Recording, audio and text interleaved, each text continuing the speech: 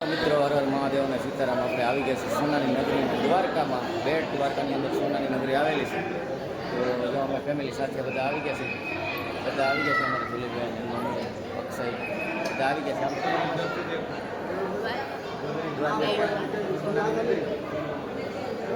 હાલો હું તમને આખી વિઝિટ કરાવું છું. તે વિશે બ્લોગમાં વિના રહીજો છે મિત્રો. તો તમને જોરદાર અને જોવાની મજા આવશે. ચાલો જો મિત્રો, આખી સોનાની નગરી છે. અંદરની તમને વિઝિટ કરાવું છું. તો આવી રીતના છે બધું. મસ્ત મજાનું ફરવા લાયક સ્થળ છે. દ્વારકા આવો એટલે બેટ દ્વારકાની મુલાકાત કરજો. રૂક્ષ્મણી મહેલ, સોનાની દ્વારકા છે એનું બધું બહારનું લોકેશન.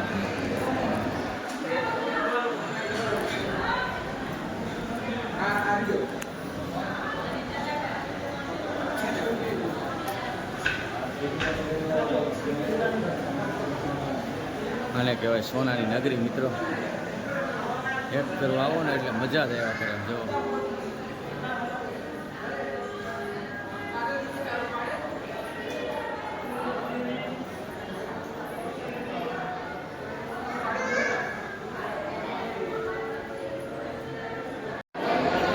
ચાલો મિત્રો, તો આપણે જઈશું ઉપર અને ઉપર જઈને તમને બતાવશું આપણે ઉપરનું લોકેશન કેવું છે. આપણે જઈએ છીએ અહીંયા ઉપર. પાછળનું લોકેશન જોરદાર ઘટે આ બાજુ પર. તો આપણે ઉપર જઈએ અને બતાવું તમને.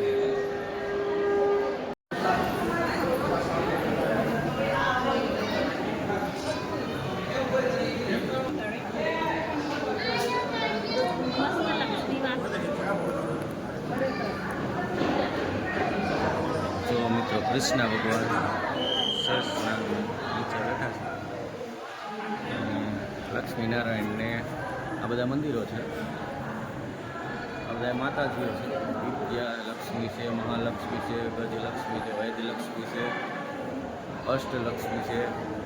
આવી રીતના બધા લક્ષ્મી માતાઓના મંદિર અહીંયા છે અંદર. અને આ મિત્ર તમને જે દેખાય ને એ રામ સેતુનો પથ્થર છે.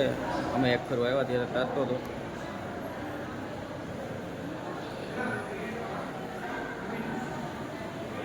જોરદાર લોકેશન છે. જો તમારે આવવું હોય તો બેટ દ્વારકાની અંદર આ લોકેશન આવેલું છે. એટલે રાહ નહીં જોતા મિત્રો, આવી જાજો. કેમ કે તમને મજા જ આવ્યા કરશે આવશો ને એટલે. હવે આપણે જઈશું ઉપર. તો જો અંદરનું લોકેશન આવું હતું. આખી સોનાની નગરી છે. જોરદાર, જબરદસ્ત.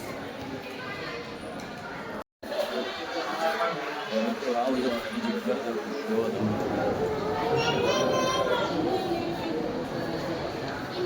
છે સોનાની.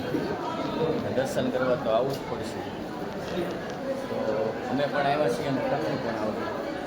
તમને કેવી લાગી પાછા મને કહેજો કોમેન્ટ કરી. કેમ કે આખી નગરીની અંદર તમને બહુ મજા આવશે જોવાની. તમે અહીંયા આવશો એટલે ટિકિટ છે. ટિકિટ તમે લેશો એટલે તમને અંદર એન્ટ્રી થવા દેશે, નકર થવા દેશે નહીં. એટલે ટિકિટ લેવી ફરજિયાત છે અહીંની. કેમ કે 20 રૂપિયા ટિકિટ, 40 રૂપિયા ટિકિટ છે. બાળકોની 10 રૂપિયા છે. અને હવે હું તમને બતાવું છું શ્રેષ્ઠ કે જો આપણી પાછળ છે. આખી મસ્ત સોનાની નગરી બનાવી છે. આ બધા ઋષિ મુનિઓ છે. આખું ગોકુળ મથુરા બનાવી દીધું છે દ્વારકાની અંદર. તો કોઈ મિત્રોને ક્યાંય જવાની જરૂર નથી. એક સોનાની નગરી આવીને જોઈ લે ને એટલે બધું આવી જાય. સરસ બનાવ્યું છે. આમ તમને મજા જ આવ્યા કરે. જો આખું બહુ સરસ લોકેશન છે. જોરદાર છે અને મસ્ત છે. જો તમને મજા જ આવ્યા કરે. આમ જો આ બધા ઋષિ મુનિઓ છે. પોસ્ટર પણ મારેલા છે. ન જો ખબર હોય તો કે આ ઋષિ મુનિ કોણ છે એમ. તો અહીંયા આવ્યા જેવું છે, ફેરા જેવું છે સ્થળ.